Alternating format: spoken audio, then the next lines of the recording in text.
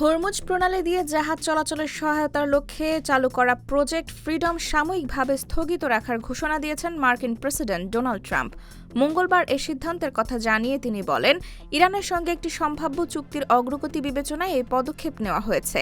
এর কয়েক ঘণ্টা আগে মার্কিন পররাষ্ট্রমন্ত্রী মার্কো রুবিও উপসাগরে আটকে পড়া তেলবাহী জাহাজগুলোকে নিরাপদে বের করে আনতে সোমবার শুরু হওয়া এ কার্যক্রমের রূপরেখা তুলে ধরেন। সংঘাত শুরুর পর থেকে হরমুজ প্রণালীতে জাহাজ চলাচল কার্যত ব্যাহত হয়েছে, যা বৈশ্বিক তেল সরবরাহের বড় অংশে প্রভাব ফেলেছে এবং জ্বালানি বাজারে অস্থিরতা তৈরি করেছে।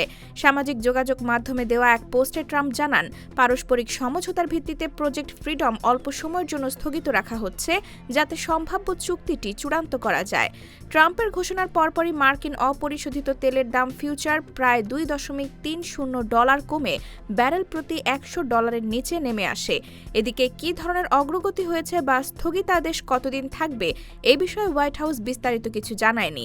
এর আগে রুবিও সহ যুক্তরাষ্ট্রের শীর্ষ কর্মকর্তারা বলেন, হরমুজ প্রণালীর নিয়ন্ত্রণ ইরানের হাতে ছেড়ে দেওয়া হবে না, তবে এ বিষয়ে ইরানের পক্ষ থেকে তাৎক্ষণিক কোনো প্রতিক্রিয়া পাওয়া যায়নি।